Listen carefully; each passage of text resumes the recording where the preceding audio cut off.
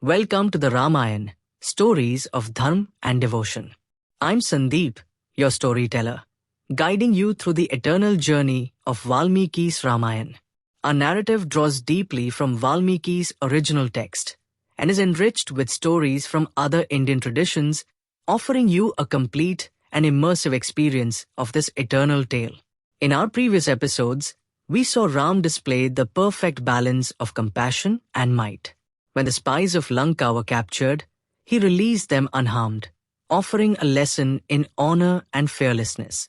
And when the Vanars built the mighty bridge across the ocean, Ram did not need to boast.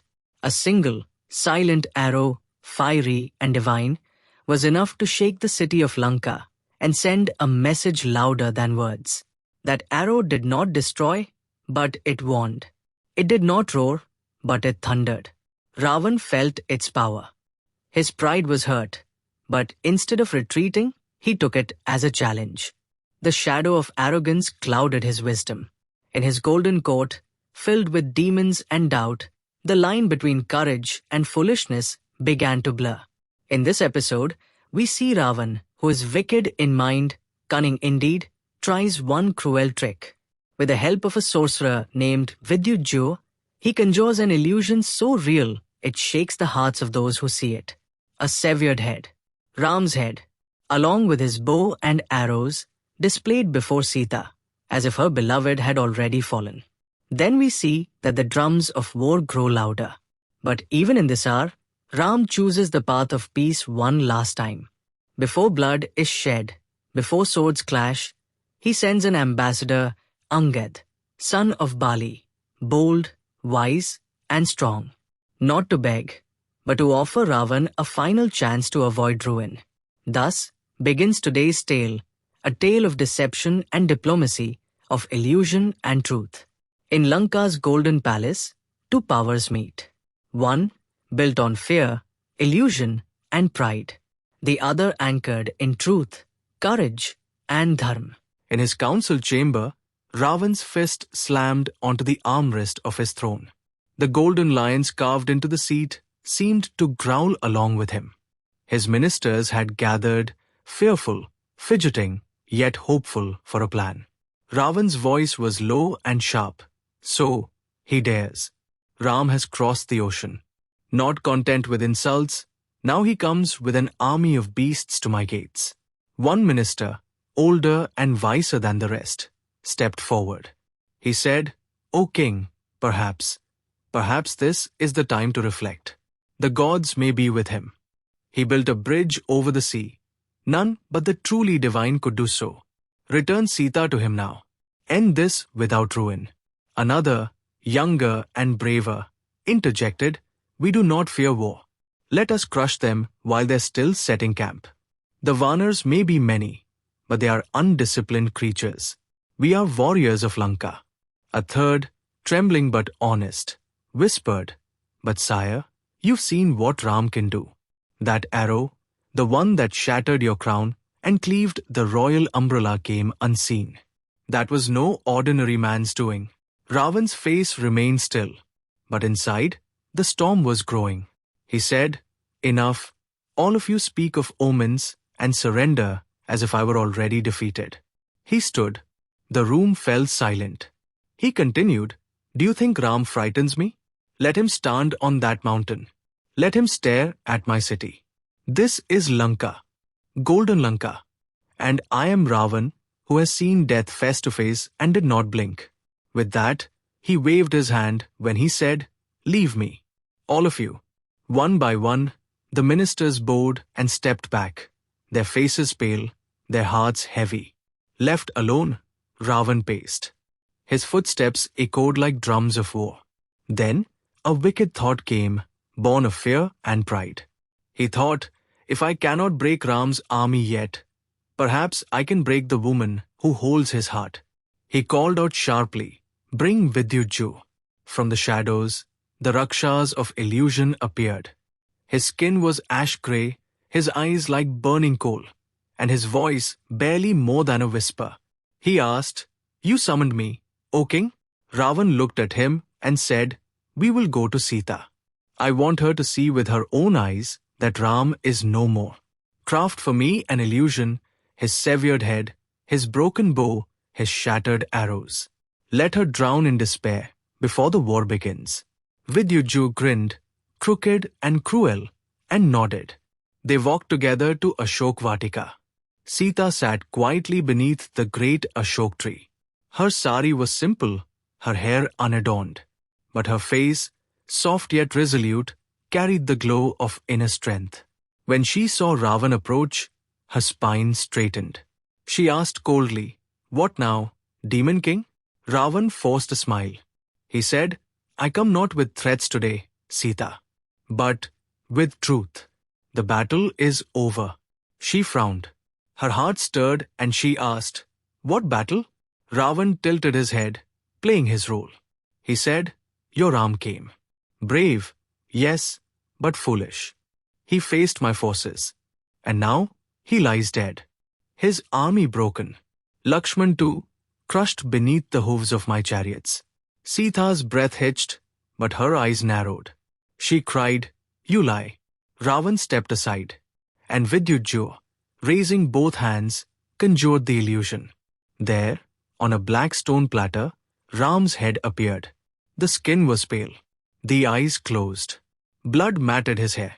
The golden bow lay beside it, snapped in two. The arrows were broken, burnt at the tips. Sita stared. Her lips parted, but no sound came. Her hands rose to her chest, trembling. Then her knees gave way, and she collapsed. Raavan stood over her, victorious in cruelty.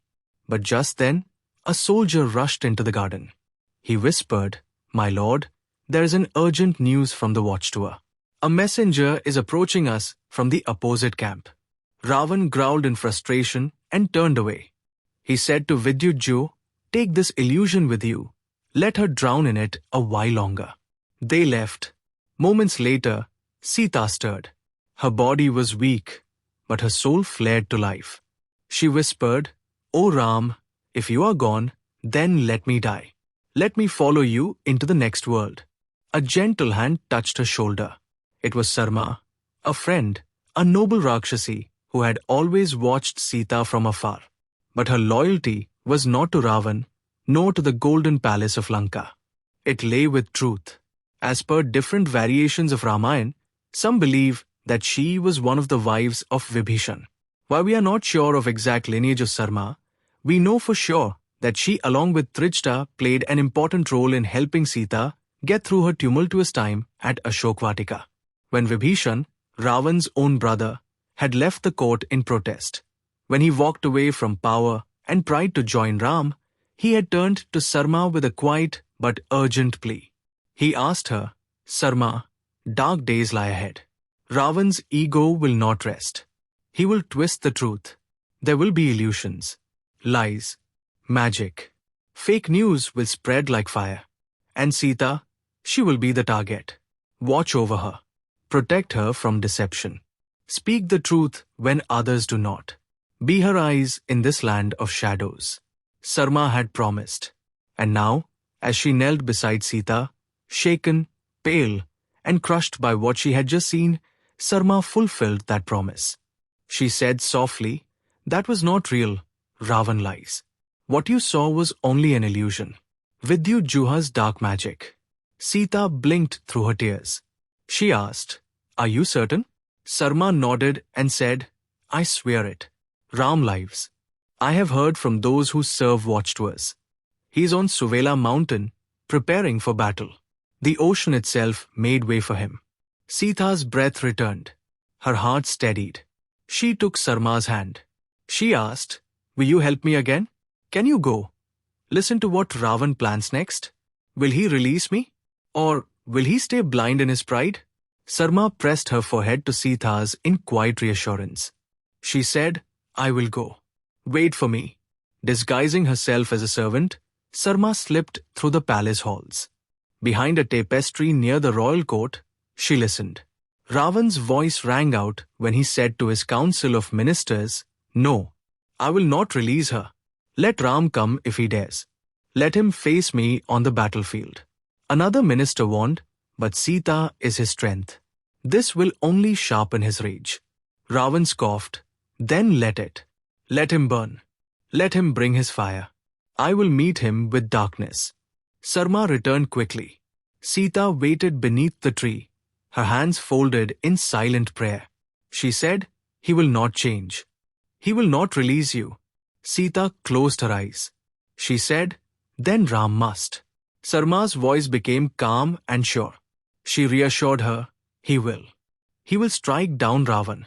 And when the dust settles, you will return to Ayodhya, not in sorrow, but in honor." Sita smiled faintly. She was still a prisoner in Ashok Vatika, but her soul was free and full of fire. Meanwhile, at Suvila mountain, as the sun hovered like a blazing coin over the sea, Ram stood in quiet thought. The sea breeze carried the distant scent of Lanka's golden city. His eyes gazed steadily toward the skyline, but his mind stirred with the weight of war. Around him gathered the pillars of his strength: Lakshman, Hanuman, Jambavan, Sugriv, and other Vanar warriors. This was no longer a time for just courage. It was a time for decision. Ram turned slowly to the gathering. He said, "We stand on the edge of battle, but before weapons are drawn, dharm demands we give peace one final chance." The warriors nodded in agreement. Then Jambavan, the wise and ancient bear chief, stepped forward. He said, folding his hands, "Dear Ram, let us send a messenger, not a Vanar of speed, but one of pride and strength. Let him walk into Raavan's court without fear. Let him offer peace, but not beg for it." Ram's eyes turned to Angad, who stood tall among the Vanars, his eyes full of youth, energy, and fire. Ram smiled softly. He said, "Angad, you are the son of Bali, brave, resolute, and with the bearing of a king. Will you go to Raavan's court? Will you deliver my message, not with arrogance, but with dignity?" Angad bowed deeply. He said, "It would be my honor, dear Ram. I will carry your words with pride and your justice in my heart." Ram placed a hand on his shoulder and said, "Tell Raavan, there is still time. Let him return Sita. Let him save his people from ruin. But if his pride blinds him, then let him prepare, for his end is near." With a heart full of fire and steps firm as stone, Angad set off, alone, but glowing with the strength of truth. It was this very figure, spotted from the high watchtowers of Lanka, walking openly and boldly toward the gates, that caused the guards to panic and rush to inform the king. That was the messenger who interrupted Raavan just as he was trying to deceive Sita. Now, back in his royal court, Raavan sat on his throne, his pride still smoldering from Sita's rejection and the sudden news of Ram's envoy. He demanded, "Who walks toward my city with such audacity?" A guard said, "A Vanar prince, O king. He walks alone but remains unshaken. He walks like a lion into a field of jackals." Before further response could be made, an old voice rose from the shadows of the court. It was Malyavan, the senior-most minister in Lanka, a figure of great dignity, wisdom, and age. But more than that, Raavan's own great-grandfather, the last living relic of a noble era. Clad in simple robes, leaning on a golden staff, Malyavan stepped forward slowly. His voice carried neither fear nor anger, only truth. He said, "Raavan, you have built a kingdom of wonder, but pride cannot defend it. You ignore signs that scream at the heavens. The man standing on Suvila is no mortal. He is Ram, the very incarnation of Vishnu, born to destroy adharma." Gasps spread through the court. Raavan's brows furrowed, but Malyavan pressed on. He said, "When we ruled Lanka, my brothers Mali, Sumali, and I, we too were strong. But we bowed before Lord Vishnu. When he struck us down, we left this golden city. Your mother, Kekasi, was born of Sumali. I know our bloodline well, Raavan. And I also remember Narad's prophecy, that in Tretyag, the Rakshasa race would fall before Vishnu's incarnation. That time is now." The court fell into an uneasy hush. Malyavan pleaded, Return Sita, and you will still be remembered with honor. Make peace with Ram. Preserve your people. Don't let your pride write the final chapter of our race. Raavan rose. His face burned, not with shame, but with rage. He thundered, "Enough! Even you now tremble before this forest dweller? You, my own great-grandfather, speak like a coward?" He pointed his finger at Malyavan, voice dripping with sarcasm, and said, "Go then. Blacken your face. Join Ram. Beg at his feet if you wish." A stunned silence filled the hall. Even the ministers who usually fed Raavan's ego looked away. Malyavan, eyes filled with sorrow, did not reply. He simply turned his gaze to the heavens. He murmured, "So be it. The curse of fate unfolds. I see now. The fall of Lanka is written. I shall witness the end of the Raksha's race, not by enemies, but by our own blindness." With heavy steps, Malyavan turned away. His shoulders stooped not from age, but from the burden of truth unheeded. Raavan dismissed his court in a fury, barking orders to prepare for war. His heart had already closed its doors to reason, and outside, Angad drew closer to the gates of Lanka, carrying in his stride the last hope of peace before the storm. As the gates of Lanka drew closer, Angad walked alone, but his steps echoed like thunder. Clad in simple Vanar garb, his arms like iron and chest broad with pride, he carried no weapon. Only the dignity of dharm. Only the words of Ram. The city's walls rose before him like a golden mountain, but Angad's gaze never wavered.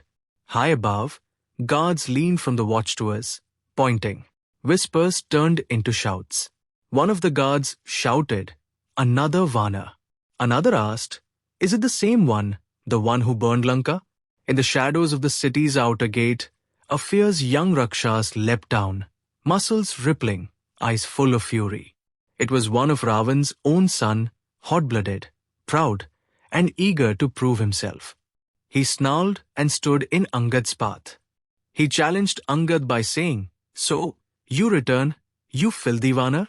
You think you'll walk into Lanka twice and live?" Angad didn't stop. He looked the young prince in the eye and said calmly, "You mistake me for Hanuman, who showed mercy when he burned your palace. I am Angad, son of Bali. Step aside." But the prince only roared louder. He said, "Fight me, monkey. I'll rip your limbs and send your bones floating back to the shore you came from." Angad's eyes narrowed, and he said, "I did not come for battle, but I will not step back." Before the Rakshas could strike, Angad's arm moved like lightning. One blow, that's all. A crack like thunder. Raavan's son flew, broken, lifeless. He landed near the walls of the city like a fallen tree. The earth groaned beneath him. A gasp spread through the city. Trumpets blared. Panic took root. "Raavan's son is dead," cried voices through the palace. Angad, untouched, unafraid, walked onward into the lion's den. In the grand court of Lanka, Raavan sat brooding on his throne, flanked by ministers, warriors, sorcerers. Gold gleamed everywhere. But the air had grown heavy. Angad walked in, alone, unafraid. Every step echoed on the marble floor. The court grew silent. Raavan's eyes narrowed. He thundered, "Who dares enter my court like this?" Angad stood tall and proclaimed, "I am Angad, son of Bali, grandson of Riksharaj, a humble servant of Ram." A murmur rippled through the court. Raavan clenched his jaw. Angad looked him straight in the eye. He said, "You remember my father, don't you, O king? You once hid in his armpit for 6 months, too afraid to face him in battle." Gasps filled the court. Raavan stiffened. He growled, "Mind your tongue, monkey. Who are you to speak so?" Angad smiled calmly. He said, "Raavan, I am the messenger of Ram. My father and you were once friends. That is why I speak today, not with hatred, but with concern. You are not some petty Rakshas from the jungle. You are of noble blood, grandson of sage Pulastya, blessed by Lord Shiv and Lord Brahma. You have ruled the 3 worlds, defeated mighty kings and devas. And yet, blinded by lust and arrogance, you have committed a crime unworthy of your lineage. You kidnapped Devi Sita. She is not yours. Angad stepped closer and continued, but there is still time. Listen to my words. Return Devi Sita. Bow your head before Ram, and he will forgive you. He, who gives shelter to even the worst sinners, will protect you if you surrender with true repentance. He paused, then raised his hand in a gesture of humility and advised, hold a straw between your teeth. Tie an axe around your neck as a mark of surrender. Bring Devi Sita forth with honor. Gather your wives, your sons, your ministers, walk together to Ram and say, O Lord of mercy, I have sinned. Please protect me, and I promise you, O Raavan, Ram will forgive everything. He will lift you up, not crush you. He is no ordinary man. He is the Lord of the universe. Raavan stared in silence for a moment, then laughed bitterly. He said, Son of a monkey, you speak boldly, but foolishly. Do you even know who I am? I am the terror of the heavens, the one whose name shakes Indra himself. Tell me, Angad, if you truly are Bali's son, where's your mighty father now? Angad didn't flinch. He said with a quiet smile, You will see him soon. When 10 days pass, you shall meet him. Go and embrace him then, and ask if stealing the wife of Ram was worth the cost. Raavan growled, You dare speak of dharm? Me, the destroyer of evil? You, a monkey calling me the protector of sin? Angad shot back, with fire in his tone, O king, even the blind and deaf would not say such things. You have 20 eyes and 20 ears, and yet you don't see or hear the truth. You claim you're religious? You, who stole another man's wife? You, who insulted the messenger of peace? You, who shamed your sister after she returned mutilated? This is the religion you boast of? Raavan's face darkened further. But Angad pressed on and said, You parade your strength. You boast of your arms that you claim held up Kailash and Lord Shiv himself. But tell me, Raavan, where was your strength when a single Vanar burned your entire city? The court turned uneasy. Angad continued, Yes, I speak of Hanuman, who you now praise as a great warrior. He was just our messenger, sent to gather news. If even a messenger can reduce your golden Lanka to ash, what will happen when the army arrives? Raavan spat, Your master grieves for his wife. His brother mourns by his side. Your Sugriv drinks and boasts. Jambavan is old. Nal and Neel are engineers, not warriors. And Vibhishan, he's a coward who ran away. Tell me, monkey, who among you dares fight me? Angad chuckled and said, Indeed, there is no one in our army who can fight you. That is why Ram will fight. You deserve to fall only at his hands. That is his grace and his wrath. He paused and then continued, A lion doesn't fight frogs. A king doesn't draw swords on beggars. You speak of balance in battle, but this is not about balance. This is about justice. But very well, since you believe yourself invincible, let us test your strength. Angad stepped forward, planted his foot firmly into the marble floor. The tiles cracked beneath him. He folded his arms. The court watched. He pointed to it and said, Here, one last test. If anyone in this court can move my foot, even by an inch, we will leave.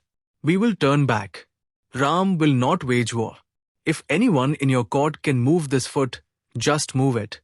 I promise you, Ram will return. We will end this war. You may keep Devi Sita. The silence grew dense. One by one, warriors stepped forward. Powerful Rakshasas, mighty with arms like tree trunks, shoulders broad as elephants. Each tried. Each failed.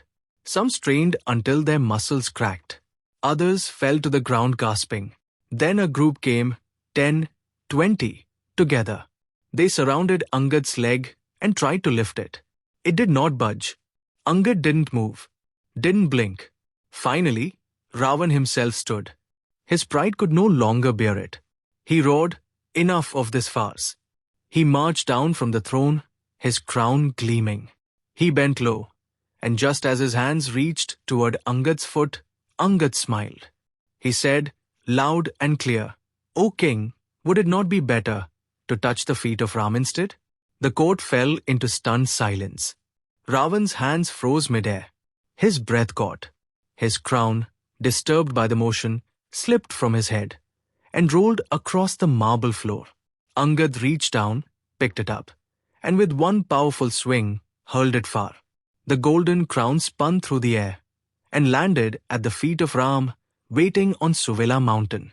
Back in the court, Raavan's pride shattered. "Seize him," he screamed, face twisted with fury. "Kill this Vanar." But no one moved. Not a minister, not a warrior, not a guard. No one dared touch Angad, the messenger of Ram, the son of Bali, the lion in the enemy's court. Angad turned. With calm steps, he walked out the way he had come. Not a scratch on him. And the echo of his words touched the feet of Ram, lingered in the court long after he was gone. On Suvela mountain, as the sun began to dip toward the horizon, Ram stood still, his bow resting beside him, his gaze fixed upon Lanka. Lakshman stood quietly by his side, his hand on the hilt of his sword. Suddenly, a soft thud echoed across the rocky plateau. Something golden had landed near Ram's feet, its edges dented, its surface dulled by humiliation. The crown of Raavan. It spun once, then lay still. There was a moment of silence, and then a ripple of realization spread across the camp. Vibhishan, who stood to the side in silent devotion, stepped forward. His eyes widened in disbelief. Then he folded his hands. He said softly that is my brother's crown. It bears the crest of Lanka and the nine-headed cobra that protects it. I would know it anywhere. Lakshman raised his brows. Even Ram allowed himself a faint smile. Sugriv laughed first, deep, hearty, full of pride. He said, "So, our cub walked into the lion's den after all." Hanuman grinned wide and said, "And didn't just deliver a message, he delivered a message that knocked the crown off a king." The Vanar warriors gathered, roaring in laughter and cheers. Everybody cheered, "Angad! Angad! Truly Bali's son." Some thumped their chests. Others raised their weapons high. The air was filled with proud joy. Even the older warriors, Jambavan and Neel, nodded, their eyes sparkling. Jambavan said, "That boy has grown into a lion. Bold, strong, and wise." Sugriv turned to Hanuman and placed a hand on his shoulder. Then he said proudly, "You and I both trained him, not just in strength, but in values. And today, we see what he's become." Hanuman smiled and acknowledged. He made the whole court of Lanka taste the truth. At a short distance stood Tara, Angad's mother. She said nothing, but her eyes brimmed with emotion. She looked at Ram, and he gave her a gentle nod, as if to say, "Your son has done his dharm." Just then, a scout called out, "Angad returns." All eyes turned to the slope of the mountain. Angad was walking back, calm, upright, without a scratch. His head held high. His face was lit with quiet fire. The Vanars rushed forward. Cheers rang out. They lifted him onto their shoulders, dancing and chanting his name. Sugriv embraced him, his eyes moist with pride, and said, "You didn't just carry Ram's message, my son. You carried the pride of the entire Vanar race." Hanuman hugged him close and said, "You shamed Raavan not with weapons, but with words." Tara stepped forward, holding back her tears. Angad bowed to her, and she cupped his face. She said, "Today your father's soul smiles." Then Angad came before Ram and bowed low. Ram placed his hand on his head and said, "You have spoken truth in the house of falsehood. You have returned with honor, and now we shall return Sita with justice." Angad stepped back. The smiles began to fade. The sky turned deeper gold. Everyone knew what came next. There would be no more messengers, only war. Ram turned to Lakshman and said, "Prepare the army." The conch was blown. Flags rose high. The Vanar Sena began to assemble in ranks, led by Sugriv, Hanuman, Neel, Nala, Jambavan, and Angad. Swords were sharpened, bows were strung, war cries echoed into the wind. And high above, the gods watched, for the great war of Dharm had begun. In this episode, we saw a court trembling, not from battle, but from truth. Raavan, blinded by ego, tried to bend reality with illusions. He placed falsehood before Sita in the cruelest form, a conjured head, a broken bow, a lie wrapped in blood. Yet even in grief, Sita's faith did not break. Because where illusion falters, devotion stands tall. We saw Sarma, entrusted by Vibhishan, pierce through Raavan's deception and restore hope where despair had entered. And in doing so, she reminded us that even in the darkest palace, there are still those who carry the light of Dharm. We heard Malyavan, Raavan's own great-grandfather, once a ruler of Lanka, once a warrior of legend, offer wisdom shaped by centuries. He spoke not to defeat Raavan, but to save him. Yet Raavan, drunk on pride, cast that wisdom aside, proving that even the highest lineage cannot shield one who chooses arrogance over surrender. And then we followed Angad, son of Bali, born of strength, shaped by loyalty, who walked into Lanka not to kneel, but to speak. His foot stood firmer than all of Raavan's pride, his words cut deeper than any blade.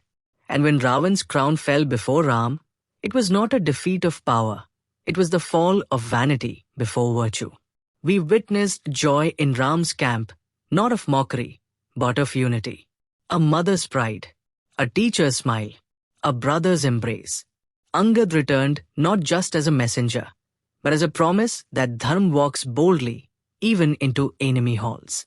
Join me in the next episode as silence gives way to motion and the first drums of war begin to beat. The Vanar Sena takes formation. Lanka sharpens its blades.